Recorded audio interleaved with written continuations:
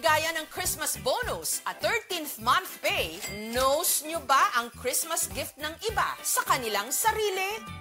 Pagpapatangos ng ilong sa pamagitan ng rhinoplasty procedures. In other words, retoke. Sa halagang 50,000 hanggang 100,000 piso, pwede nang ma-achieve ang pinapangarap na ilong.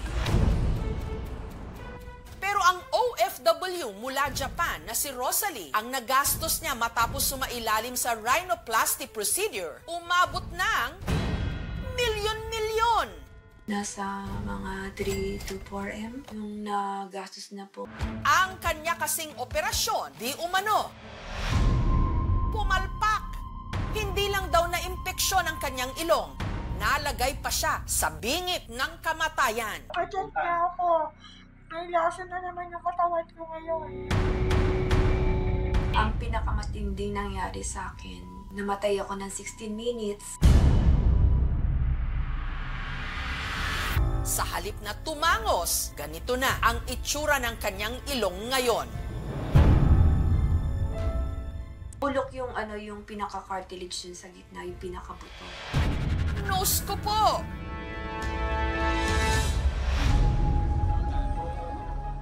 Sa Tokyo, Japan, patuloy na nagpapagaling si Rosalie kung saan inaasikaso siya ng 2 niyang anak sa dati niyang mister na Hapon. Mahigit 1 taon na raw mula nung siya'y nagpa-nose job pero magpahanggang ngayon, maselan pa rin daw ang kanyang kondisyon. Naramdaman ko na yung sakit ng tenga ko, kaya laging patihaya tsaka sa right side lang ako matulog. Para hindi lumala ang impeksyon, araw-araw nililinis ni Rosalie ang kanyang mga sugat. Tubig na maligam-gam lang yung pinahihilamos ko sa mukha ko, walang soap. Paper towel yung ginagamit ko para hindi ma-infection yung sugat ko sa ilong. Dahil sa nangyaring blood infection, kinailangan pang i-dialysis si Rosalie. Kaya binutasan ang kanyang leeg na nakaapekto tuloy sa kanyang pagsasalita. Sabi siya, kalma ka lang, di ba? Yung lorox yung Hirap pa akong sumigaw. Hanggang ngayon, mahina pa rin yung boses ko, naging husky voice. Habang ang kanya namang mga kamay nabalot ng peklat at keloid. Sa dami ng karayom na tinusok nila, kasi nahirapan silang hanapin yung ugat. May nilalagay akong cream, tapos yung para siyang tape sa ilong. Yung langib niya, kusa siyang natanggal. Dahil sa nasira niyang ilong, bumaba ang kanyang kumpiyansa sa sarili. Basta may kaharap akong tao, naka-face mask ako kasi may hina pa yung immune system ko, madali akong mahawa ng mga sakit. Bumili rin si Rosalie ng nose prosthetics na isinusuot niya para maitago ang kanyang palyadong ilong. Pero ang pinakamasakit, si Rosalie nawalan din daw ng trabaho. Halos 1 year and a half na ako hindi makapagtrabaho. Dahil sa umina na yung katawan ko. Taga General Trias sa Cavite talaga si Rosalie, na certified panidosa. Naniniwala ako sa sarili ko na maganda naman ako. Kaso flat lang yung ilong ko. Tumpok yung tawag nila sa akin. Desidido mang ipagawa ang kanyang ilong. Tutol naman dito ang kanyang ina nung ito'y nabubuhay pa. Pinipigilan nila ako. Sabi ko, hindi ka ba natatakot? Maganda ka naman. Ano pa yung kaano mo pa para magpaano ka na ilong? Gusto ko na talaga magpa-rhinoplasty para tumaas yun sa bandang gitna ng buto. Pumara-paraan daw si Rosalie. Pagdating sa Japan, pasikreto siyang nagpalagay ng nose filler. Hindi katulad ng rhinoplasty. Wala itong surgery o operasyon. Meron lang in-inject na derma fillers para mabago ang hugis at kurba ng kanyang ilong. Nabanat yung eyebag sa ilalim ng mata ko. Maganda naman yung kinalabasan. Pero ang fillers, hindi pang matagalan. 3 to 6 months siya, natutunaw na rin. Samantala, dahil mas mura raw ang rhinoplasty procedure o nose lift sa Pilipinas, dito siya naghanap nito. Hanggang taong 2022, nakilala niya ang isang doktor na may aesthetic clinic. Sinabi ko lang naman sa kanya, ayoko nang medyo mataas. Yung tama lang yung kataasan na babagay sa mukha ko. Ang inirekomenda raw sa kanya ng doktor na gagamiting implant, cartilage o tissue mula sa kanyang tenga mismo. Sina-harvest namin yan dito sa may conchal cartilage harvesting. Nilalagay namin yan dito sa tip ng nose, no, para ma-augment palalo at mapaganda yung hugis ng ilong. Ang operasyon nagkakahalaga raw ng 100,000 pesos. 3 months kong pinag-ipunan. Nung nabuo ni Rosalie ang pambayad, agad ikinasa ang operasyon nitong August 2023. Ilang oras bago ang nakatakdang operasyon, may mga paalala raw ang doktor sa kanya na kanya naman daw sinunod. May lab test po ako. Yun sa dugo, tapos sa ihi. Yung lahat ng lab test na ni-request niya, yun ang pinagawa ko. Yung lab test results, napakahalaga niyan para malaman natin kung fit ang pasyente sa isang surgery. Kailangan fasting. 12 o'clock yung schedule ko. Pero pagdating ko ng clinic niya, may mga inooperahan siya. Ang operasyon, alas 7 na raw ng gabi na simulan. Gutom na ako. Natuloy naman daw ang procedure, pero nung nagkamalay siya pagkatapos ng operasyon, masama na ang kanyang pakiramdam. Nahihilo ko, tsaka nagsusuka ako ng dugo. Hindi ko alam nung time na baka hiniwa niya yung ilong ko, nanunog ko yung mga dugo, kaya ang mga sinusuka ko puro dugo. Sinabi ko sa kanya. Pero ayon daw sa kanyang doktor, normal na side effects lang daw ang mga yon. Gayunman, nakiusap pa rin daw siyang dalhin na siya sa ospital. Parang wala siyang narinig. Nag-decide na akong umuwi, pero hindi ko kaya nag-stay muna kami sa hotel. Pagdating ko ng hotel, suka na ako ng suka, tsaka hilong-hilo ko. Sabi ko sa kasama ko, dalhin mo na ako ng hospital kasi hindi na ako makahinga. Naninikip yung dibdib ko. Lalabas ka po? Ano po yun? Ayon daw sa mga doktor na sumuri kay Rosalie, delikado na ang kanyang lagay. Ang kanya raw kasing katawan na lason na ng kanyang dugo, habang ang kanyang mga organs na impeksyon. Dahil dito si Rosalie ipinasok sa ICU o Intensive Care Unit at dinalisis para linisin ang kanyang dugo. Kinaumagahan, tuluyan ng bumagsak ang kanyang katawan. Biglang tawag ng pamangking ko, sabi, bumalik kayo dito, si Mami, wala na. Anong wala na? Patay na si Mami. Bigla-bigla tumawag yung ICU na nire-revive siya. Talagang nawalan na po siya ng pulso.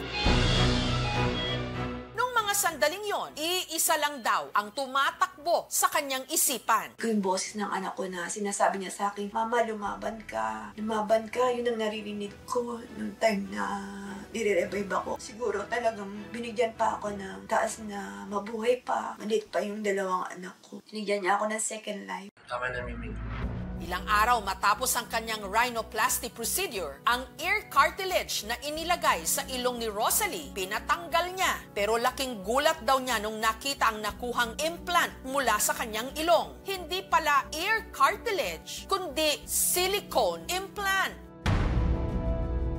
Niloko niya ako. Cartilage yung sinabi kong ilalagay, pero silicone yung nilagay niya. Saka lang nila nalaman na silicone yung nilagay sa ilong ko nung tinanggal ng doktor na yung nasa loob ng ilong ko. At ang ipinagtataka pa raw ni Rosalie, kung silicone implant ang nakuha mula sa kanyang ilong, bakit daw meron siyang sugat sa kanyang tenga?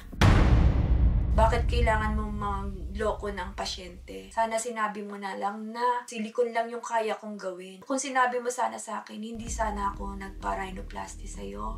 Mas mura ang silicone, no? Pero hindi ibig sabihin ay pangit ang silicone. Pero over the years, mas maganda yung mga bagong implants nga like Cortex nga. Dahil sa mga naging komplikasyon ang bill ni Rosalie sa ospital, pati na ang nagastos niya sa gamutan, umabot ng halos 4 million pesos. Gusto ko nga pong demanda siya. Pwede siyang maghain ng reklamo dahil yung PRC, sila yung may kapangyarihang mag-issue at mag-revoke ng lisensya kung mapatunayan na nagkaroon ng medical malpractice yung doktor na involved. Maaari siyang magkaso ng civil case. Pwede niyang hingan ng danyos yung doktor dun sa mga ginastos niya nung nagpagamot siya. Kung maghahabol siya ng danyos o plano niyang kasuhan, civil case or criminal case, kailangan niyang ipunin yung mga medical records, lab results, yung expert testimony ng doktor na humawak sa kanya. Sinubukan daw ni Rosalie na ilapit ang kanyang kaso sa mga otoridad. Lumapit ako sa public attorney, pero sabi po nila sa akin, sa laki daw po ng Bill Hospital, hindi daw po ako pwedeng gumamit ng PAW. Ito ay dahil sa bago ka bigyan ng service ng PAW, yung legal na serbisyo na libre, dapat pumasa ka dun sa mga criteria. Kabilang na dito yung tinatawag na indigency test. Malamang kung ikaw ay naka-afford na magpa-plastic surgery, malamang yan, mas mataas sa 24,000 kada buwan ang sweldo mo. So marahil yan yung ginawang basihan ng Public Attorney's Office para hindi siya mag-qualify sa indigency. Pinuntahan ng aming team ang aesthetic clinic kung saan ginawa ang nagkaproblemang rhinoplasty procedure ni Rosalie para kapanayamin ang doktor. Pero sarado na ito. Ayon sa ilang nakapanayam ng aming team, nangupahan lang ito sa gusali at matagal na raw itong nakaalis. Nag-end of contract siya, May 31 pa this year. Wala na kaming information kung saan sila ngayon. Nakakuha ang aming team ng email address. Sumagot siya sa aming mensahe. Bagamat tumangging magbigay ng interview sa harap ng kamera. I have been performing surgeries for the past 2 decades and been in practice for cosmetic surgery for 7 years. As a board-certified cosmetic surgeon by the Philippine Academy of Aesthetic Surgery, I have performed dozens of similar procedures, none of which ended up in any complications. Iginiit niyang ang nangyari raw kay Rosalie hindi dahil sa palpak niyang pagkakagawa sa ilong nito. The complications suffered by the patient were caused by pre-existing conditions which were not disclosed to me prior to surgery. While I maintain that I did not commit professional neglect or medical malpractice, I still paid a significant amount of financial assistance. I am, however, willing and ready to face her in a legal proceeding should she wish to sue. Clear naman lahat. Binigay ko sa kanya yun bago ko operahan. Lahat ng laboratory test, pwede naman po siya kumontak na o tutulungan kita sa mga gastusin mo. Wala po eh. Wala pong offer siyang ganun. Siguro may mga underlying conditions doon sa kaso ni Rosalie kung kaya't nagkaroon ng ganon komplikasyon. Kung makikita natin, naging necrotic kanyang ilong, ibig sabihin nun nabulok. Baka may iniinom na gamot. Yung sa gallbladder, pag daw po kasi nagka-sepsis, talaga daw pong nagkaka-infection yung gallbladder. Pero after naman po nun, gumagaling din. Kailangan natin mag-dig deeper doon. Baka meron siyang systemic illness. Ibig sabihin, buong katawan niya involved pala. Pati yung kamay niya ay apektado. Kung ito man ay dulot ng infection, sa tingin ko wala na itong kinalaman doon sa ilong. No? Nitong mga nakaraang taon, mas lalong dumami ang mga Pilipinong nagparetoke ng ilong. Sa census ng ating medical tourism ay isa sa mga tinatangkilik ng ating mga pasyente. Importante kasi yung psychological screening, lalong-lalo na kung gusto mo magparetoke. Dahil gusto din natin makita, una, kung psychologically fit ba tayo na mag-undergo ng mga ganitong procedure. Huwag kayong matakot as long as talagang competent ang iyong surgeon, yung kanyang doktor, lisensyado siya. Lisensyado yung kanyang klinika, nasa ospital siya. Sigurado ko na you will be in safe hands. Ang laki talaga ng pagsisisi, yung pagpapa-rhinoplasty ko. Hindi ko akala na ganito yung mangyayari sa akin. Akalain ko na madadagdagan yung ganda ko, pero ito, nangyari sa mukha ko, sa ilong ko. Umangit na ako, tumanda sa sobrang stress. Sa nangyari kay Rosalie, hindi lang pala itsura ng kanyang ilong ang nakasalalay. Urgent na ako. May lasa na naman yung katawan ko ngayon. Pati ang kanyang buhay na miligro.